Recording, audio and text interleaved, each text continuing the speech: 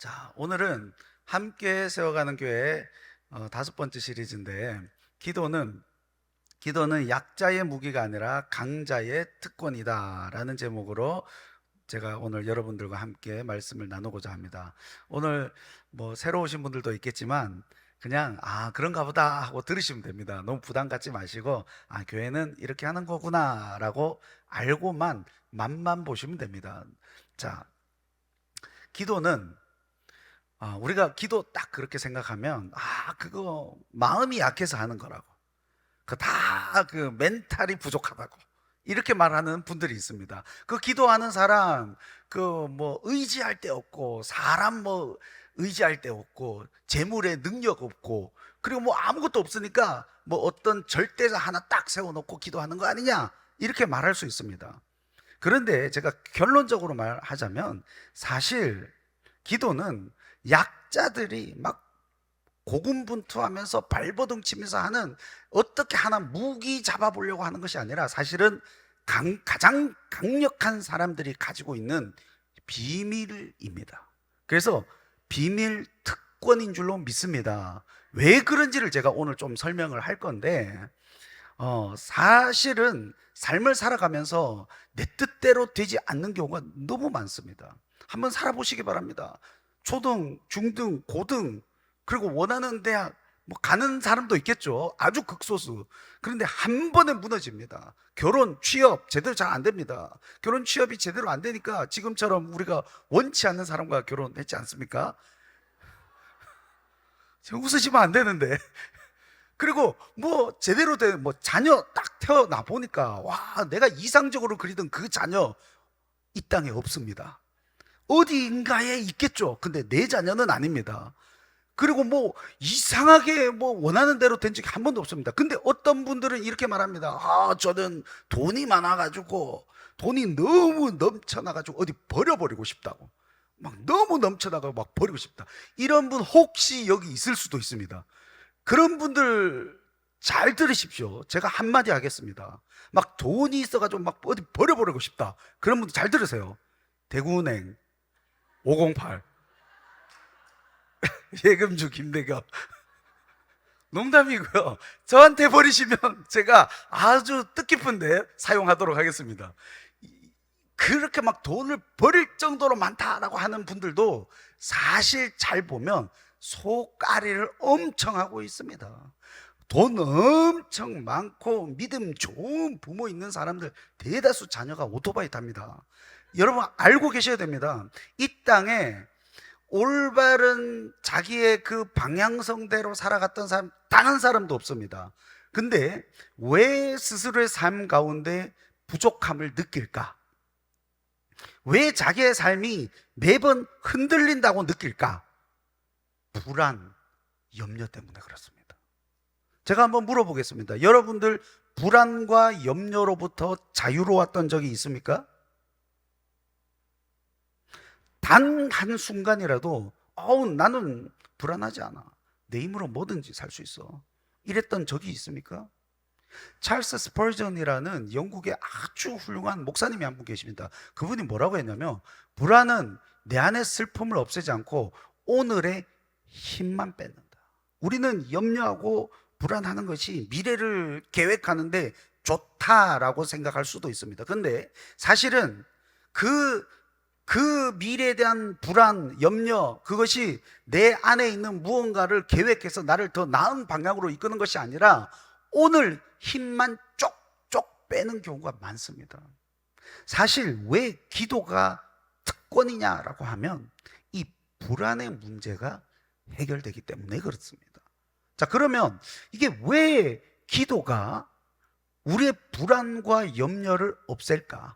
이 메커니즘을 오늘 성경 말씀을 통해서 여러분들이 알아서 정말 멋진 인생을 사는 여러분 되시길 주님의 이름으로 축복합니다. 자, 기도는 사실 명령입니다. 명령. 염려를 넘어서 주님께로 나아가는 명령입니다. 근데 그 출발점이 뭐냐면 기쁨이에요. 기쁨을 중심으로 해서 우리가 불안을 넘어서게 됩니다. 기쁨. 다음 거. 예, 기쁨을 기도의 출발점으로 삼습니다. 그래서 오늘 본문 4장, 빌립보서 4장 4절 우리 다 같이 한번 읽어보도록 하겠습니다. 시작.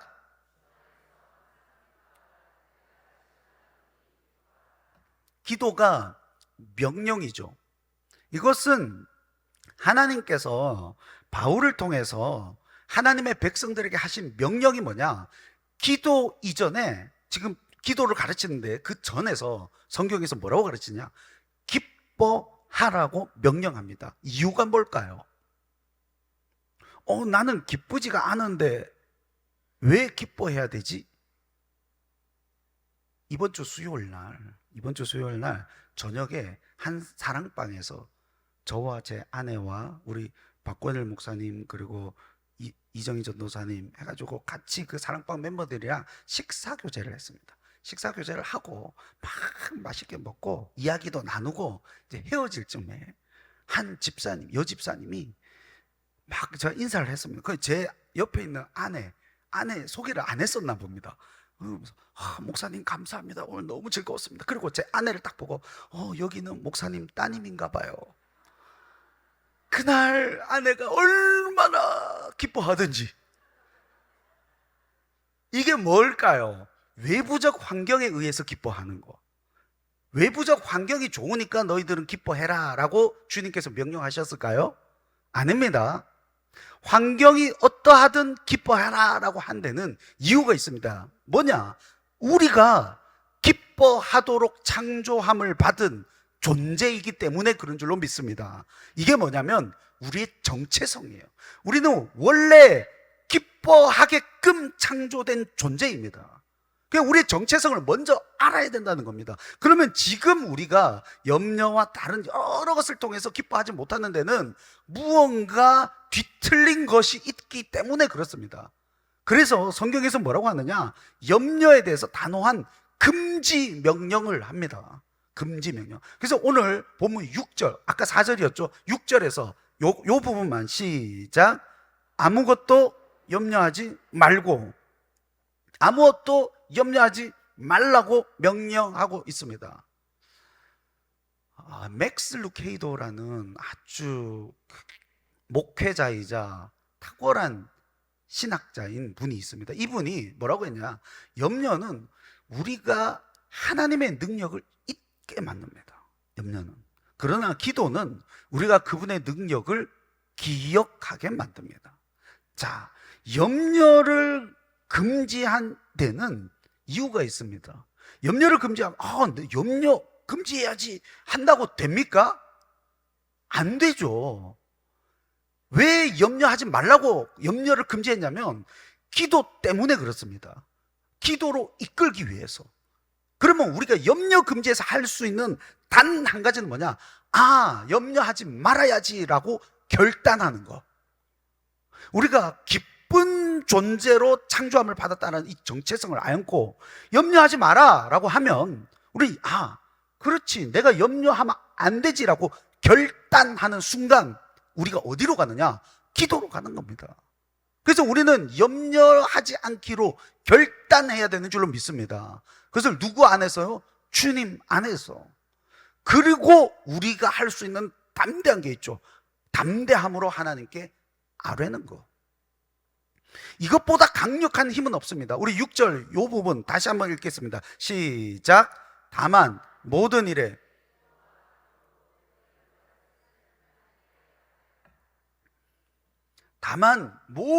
기도와 간구로 너희 구할 것을 하나님께 아뢰라. 우리는 어떤 존재냐면 기쁨의 존재로 창조되었지만 염려가 가득합니다. 근데 염려하지 않기로 결단하고 주님 안에 있기 때문에, 하나님 안에 있기 때문에 하나님께 아뢰일 수 있습니다. 이게 바로 우리의 특권인 줄로 믿습니다. 이게 기도라는 거예요. 기도가 다른 것이 아닙니다. 그러면 기도를 도대체 어떻게 해야 되느냐? 아주 쉽습니다. 기도의 방법은 구체적으로 감사함으로 하면 됩니다. 너무 쉽습니다. 그래서 기도 그러면 우리가 되게 어렵게 생각합니다. 그리고 심지어 예수님을 오래 믿고 교회 다녔던 사람들도 교회는 오지만 기도의 능력을 모르는 경우가 있습니다. 왜냐? 기도가 어렵습니다. 어렵다고 생각하기 때문에. 근데 사실 기도만큼 쉬운 게 없습니다. 왜냐? 자, 기도를 어떻게 하느냐? 첫 번째, 삶의 모든 영역을 포함하는 이 기도의 능력, 삶 모든 영역에서 하는 겁니다. 우리 6절 저 부분 다시 한번 읽을까요? 시작. 다만 어떤 일에? 모든 일에. 다만 모든 일에. 그래서 고린도전서 10장 31절에서도 그런즉 너희가 먹든지 마시든지 무엇을 하든지 다 하나님의 영광을 위하여 하라. 이게 하나님의 영광과 뭐가 연결됐냐? 먹는 거, 마시는 거, 무엇을 하든지 하나님의 영광과 연결될 수 있다는 거. 이 말은 내가 만나는 모든 사람, 내가 하는 모든 일, 아주 사소한 일들조차도 다 뭐가 될 수 있다는 겁니까? 다 기도의 영역에 포함될 수 있다는 겁니다. 우리가 뭐 거룩한 거, 뭐 절대자, 하나님 나라의 영광, 그리고 뭐 거대한 일을 위해서 기도해야 되고, 그래서 기도할 때 조금 있다가 제가 봉헌 기도할 때 그렇게 할 거긴 하지만, 오늘도 살아계셔서 영존하시며 이 땅을 다스리고 통치하시는 홀로 영광 받으실 오 거룩하신 하나님 아버지시요, 이렇게 안 해도 된다는 겁니다. 하나님, 내가 용서하게 하여 주시옵소서. 되게 거룩한 일이죠. 성경에 보면 이것도 있습니다. 저 원수 입을 찢어 주시옵소서. 시편에 있습니다. 여러분, 막 화가 날 때 그 화를 토로하는 것도 하나님이 할 수 있습니다. 심지어 시편에 보면 저주시, 탄원시 이런 것들이 있습니다. 그러니까 기도는 막 내 감정을 하나님 앞에 솔직하게 내어놓는 것이기 때문에 모든 영역을 할 수 있다라는 거, 이게 없으면 기도는 어렵다라고 생각할 수 있습니다. 여러분, 주님 앞에 나와서 못할 말 없습니다. 부모님 앞에서 못할 말 없습니다 그러면 부모님이 어려운 분도 있죠. 그게 아니라 진짜 내 마음을 알아주는 절친, 내 모든 것을 다 감싸주는 이 사람 앞에 모든 걸 말할 수 있는 것처럼, 하나님이 무섭게 너 왜 그렇게 했냐 라고 하지 않습니다. 하나님은 이 땅을 창조한 창조주이시지만 한 사람 한 사람을 개별적으로 바라보시며 위로하시고 아끼고 사랑을 주시는 사랑의 하나님인 줄로 믿습니다. 그분께 무엇을 못할 말이 있습니까? 근데 여기서 하나 팁을 드리자면, 구체적으로 기도해야 된다는 거. 구체적으로 나아가는 기도, 이게 우리가 가질 수 있는 기가 막힌 팁입니다. 우리 6절 한 번만 더 읽을까요? 시작. 기도와 간구로 너희 구할 것을. 우리 마음에는 5만 가지 욕망들이 다 있습니다. 근데 그거를 누구 앞에는 아뢰 수 있다는 겁니까? 하나님 앞에. 근데 내 욕망과 내 원함이 상대를 다치거나 혹은 나 자신을 망치게 한 거고, 예를 들어 하나님, 나 돈이 없는데 나 중독입니다. 나 마약을 살 수 있는 돈을 주시옵소서. 자, 이러면 하나님이 해줄까요, 안 해줄까요? 하나님, 내가 쭈쭈바를 먹어야 되는데 가위를 주시옵소서. 이 3살짜리가 그러니까 우리 막내 동생이 5살 때 하다 입술 한번 탁 했거든요. 그러면 가위 안 주죠. 근데 구해도 됩니까, 안 됩니까? 돼요. 됩니다.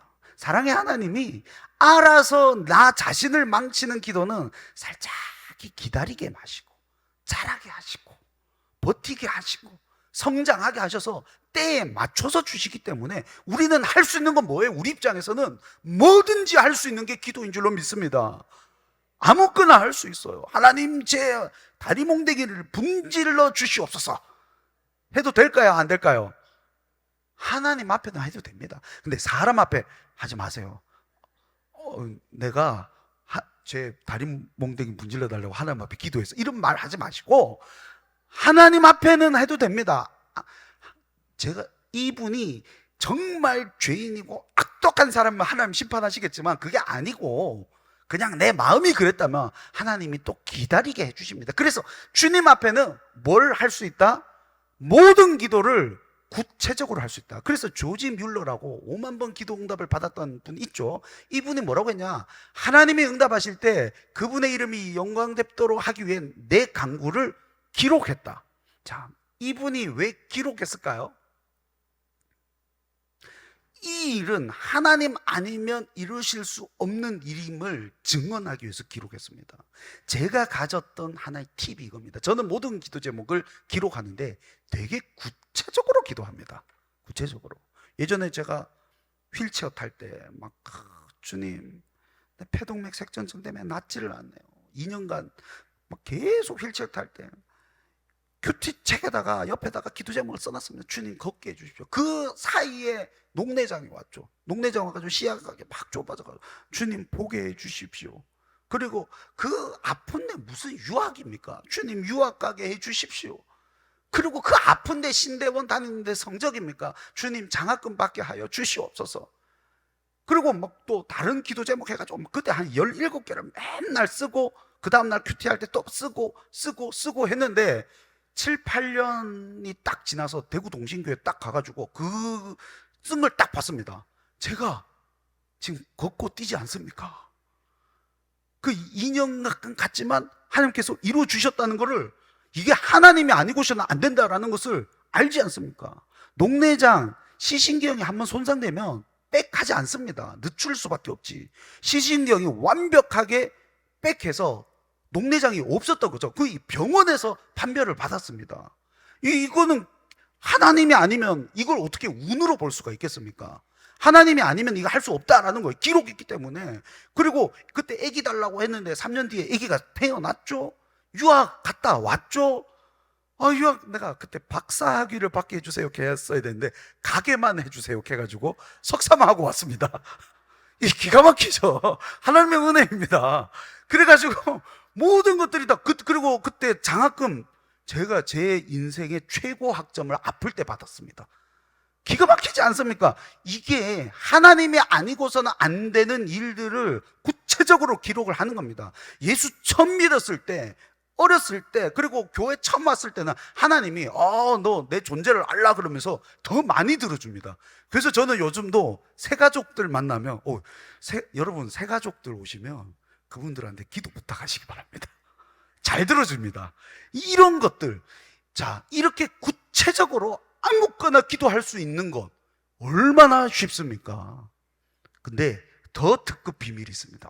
이거는 제가 말할까 말까 하다가 나만 알고 있을까 하다가 제가 오늘 공개합니다. 그게 뭐냐면 감사입니다.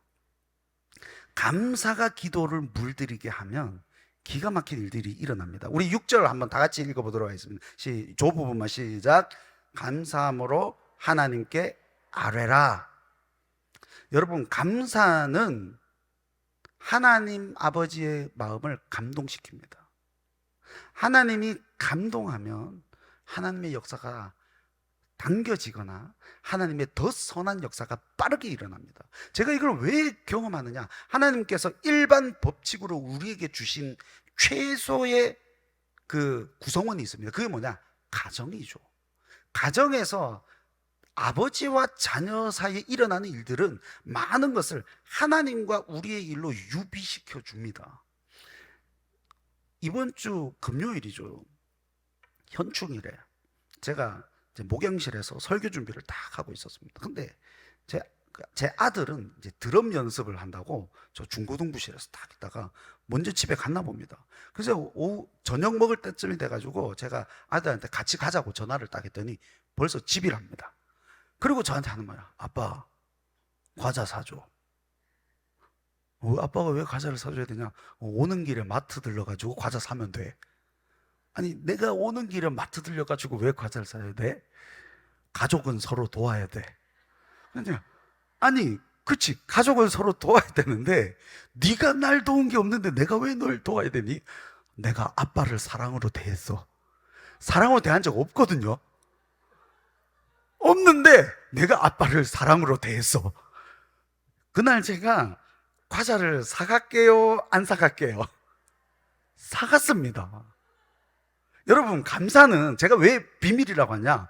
감사의 마음이 들 때만 감사하는 것이 아니라 감사의 마음이 안 들어도 의도적으로 하나님 앞에 감사할 때 하나님께서 감동하는 줄로 믿습니다.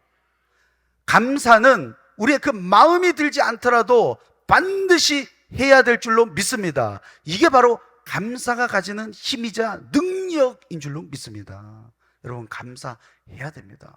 의도적으로 감사해야 됩니다. 이게 바로 제가 여러분들에게 알려주는 특급 비밀입니다. 여러분, 기도하실 때 꼭 이렇게 하시기 바랍니다. 하나님께서 이 땅에 감사의 법칙을 만들어 두셨습니다. 뭐냐면 이 땅을 창조할 때 물, 공기, 바람처럼 교회를 다니든 안 다니든 예수를 믿든 안 믿든 하나님께서 인류를 사랑하셔서 주신 보편적 법칙이 있습니다. 그게 뭐냐? 부모를 공경해야 되는 것이고, 사람을 살인하면 다 손가락질하게 되는 것이고, 동물이 동물을 살해하면 아무 일도 일어나지 않는데 사람이 사람을 살해하거나 어린이를 살해하면 공분이 일어나는 이 모든 것들이 하나님께서 이 땅에 주신 일반 법칙입니다. 근데 그 가운데 하나가 또 감사입니다.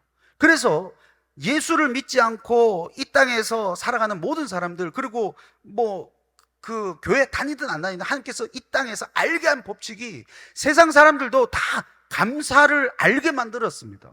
그래서 감사일기를 써라, 자기계발서 같은 데 보면 감사하라.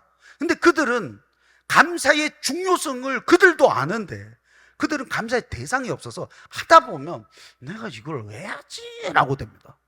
근데 우리는 감사의 대상이 있습니다. 여러분, 감사합니다 아무도 없어. 이거 오래 못합니다. 아버지가 있든 어머니가 있든 고마워요, 감사합니다. 아이고 우리 아들 고맙다고 했어, 내가 이거 하나 더 줄게. 이게 있어야 돼요. 우리는 감사의 대상이 있어요. 하나님 감사합니다. 하나님 감사합니다. 감사의 대상이 있는 사람은 그 대상으로부터 어떤 그 감동을 이끌어내서 그 무언가 인터랙션이 일어나게 됩니다. 그러면 계속 감사하게 돼요. 그 사람은 끊임없는 감사의 삶을 살게 됩니다. 부모의 감사의 삶을 본 자녀들은 그 부모를 보면서 우리 아버지가 드디어 돌아가실 때가 됐구나, 왜 저러시지? 그러다가 그 뒤에 뭐가 있구나. 부모님이 멘탈이 막 강한 걸 보면서 와, 저 왜 저러지? 우리 부모님은 왜 안 넘어지지? 부모님이 옛날에 신경질을 많이 냈는데 요즘 신경질을 안 내네. 이상하다. 교회 다니더니 이상해지네. 왜냐? 감사의 대상이 있기 때문인 줄로 믿습니다. 이게 바로 비밀입니다. 그 다음에 이제 그 감사의 약속이 있습니다. 감사의 약속은 이게 가장 강력합니다. 평강. 모든 이해를 넘어선 평강. 모든 이해를 초월하는 평강이 있습니다. 이게 얼마나 대단하냐. 우리 7절, 오늘 보면 7절 다 같이 읽어보도록 하겠습니다. 시작.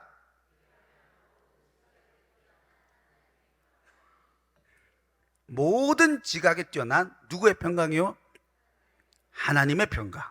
하나님의 평강이 주어집니다. 이사야 26장 3절에도 보면 주께서 심지가 견고한 자를 평강하고 평강하도록 지키시리니 이는 그가 주를 신뢰함이니이다. 이게 가장 강력한 힘입니다. 세상은 변합니다. 세상에 변수가 너무 많습니다. 그 스트레스를 견디지 못하는 자녀들 많고요. 그리고 아픔 가운데 막 이거 터지고 이거 터지고 이거 터지고. 이거는 세상의 스펙을 가졌다고 해서 안 겪는 것도 아닙니다. 돈으로 그 문제를 해결할 수 있는 것도 아닙니다. 아무리 돈을 많이 벌어 본들 결혼했다가 막 지지고 볶고서 하다가 이혼을 했을 때, 그리고 자녀가 있을 때, 막 이런 여러 가지 변수적 상황 가운데서 너무 아파서 버틸 수가 없습니다. 이걸 버티는 힘은 하나님의 초월적 평강이 주어질 때만 가능한 줄로 믿습니다. 여러분, 평강은 우리의 내부에서 찾을 수 없습니다. 하나님이 주시는 평강은 세상이 주는 평강과 달라가지고 어느 결정적 순간에 그냥 확 부어집니다. 그리고 문제를 하나님은 해결해 주십니다. 언제요? 기도할 때. 그리고 하나님께서 뭘 하자? 마음과 생각을 지키시는 거죠. 이 평강이 부어지면 우리는 5만 가지 생각을 다 하죠. 5만 가지. 정말로 막 생각이 어마무시합니다. 그래서 7절에도 보면 하나님의 평강이 그리스도 예수 안에서 너희 마음과, 여기 마음은 중심이에요. 이 마음은 내 마음이 조금, 이게 아닙니다. 근원을 말하고 있습니다. 영혼을 말하죠. 그 마음과 생각을 지키신다. 우리는 끊임없이 생각합니다. 특별히 부정적인 것은 우리를 잠식할 정도로 우리를 부정적 몰입 상태로 만들게 됩니다. 근데 이 모든 생각으로부터 지켜주신 평강이 누구로부터 온다는 것입니까? 하나님으로부터 온다는 겁니다. 기도하는 자에게 주시는 약속인 줄로 믿습니다. 그리고 우리를 궁극적으로 어디로 이끄느냐? 그리스도 예수 안에서의 궁극적 안전으로 이끕니다. 자, 여러분 불안하시죠? 염려가 많죠. 근데 그 염려를 다 피한다고 한들 우리는 결국에 어디로 가느냐? 죽음으로 갑니다. 우리가 주변에 많이 겪게 됩니다. 막 그래, 내가 염려 다 피해보자. 돈으로, 뭐로, 관계로, 내 힘으로 다 피했어요. 마지막 하나 딱 오는 게 뭔지 아십니까? 죽음. 부모님이 암에 걸렸대. 삶이 무너집니다. 내 모든 걸 다 뺏어갑니다. 내가 불치병에 걸렸대. 내 삶이 무너집니다. 모든 것이 다 끝장납니다. 가장 사랑했던 사람이 죽었다. 완전 내가 이때까지 했던 모든 것들이 다 무너집니다. 그때 우리는 버틸 재간이 없습니다. 그래서 오늘 빌립보서 4장 7절에 뭐라고 하냐? 그리스도 예수 안에서 내 마음과 생각을 지키시라. 그리스도 예수 안에서.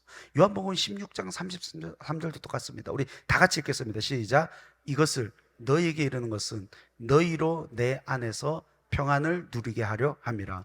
세상에서는 너희가 환난을 당하나 담대하라. 내가 세상을 이겨.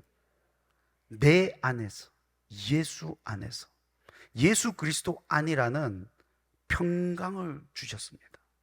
테두리를 주셨습니다. 이거는 죽음을 이기게 됩니다. 왜냐? 주변에 많은 분들이 계신데 하나만 제가 간증하겠습니다. 어떤 권사님 한 분이 여기 말고 제가 전 교회에서 중학생 자녀를 잃었습니다. 중학생인 자녀를 잃었다는 것은 14, 5년을 키웠다는 것이고 사고사로 잃었는데 이거는 살아갈 힘조차 없습니다. 그리고 20몇 년을 살고 저를 이제 만나게 된 거죠. 제가 물어봤습니다. 권사님, 어떻게 버텼습니까? 우리 아들 천국 갔습니다. 예수 믿어 천국 갔습니다. 저도 천국 가면 다시 만날 줄 믿고 버틸 수 있었습니다. 여러분, 이겁니다.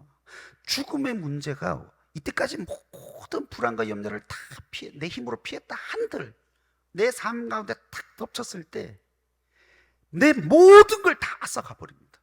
근데 죽음의 문제 앞에서 의연했던 사람들이 존재합니다. 그들이 누구냐? 예수 그리스도를 믿어서 영원한 생명, 나는 죽어도 하나님의 자녀로서 천국에 간다 라는 이 믿음과 확신을 가졌던 사람들은 죽음 앞에서 두렵지가 않은 겁니다. 부모님이 질병에 걸렸고 내 사랑하는 자녀가 병에 걸렸더라도 내 마음속에 평강이 있고 심지어 내가 죽어가고 있으면도 하나님을 바라보는 평강 가운데서 편안하게 갈 수 있는 거. 왜냐? 나는 주님의 품으로 가니까. 이게 바로 죽음을 이길 수 있는 문제입니다. 근데 사실 모든 문제를 거꾸로 가야 돼요. 죽음의 문제를 해결을 먼저 받고 나면 나머지가 하찮습니다. 뭐 관계 때문에 지지고 볶고 했던 거 하찮습니다. 내가 암 선고 받고 나면 내가 이때까지 고민했던 모든 것들이 다 하찮죠. 돈 아무리 벌어놨으면 뭐합니까? 내 치료를 위해서 다 써야 되고 내 자녀 치료를 위해서 다 써야 되는데 도대체 뭐가 문제입니까? 아무 문제가 아니에요. 그거는 내 모든 걸 다 앗아갈 수도 있습니다. 근데 이게 해결이 되면 염려가 거꾸로 해결이 됩니다.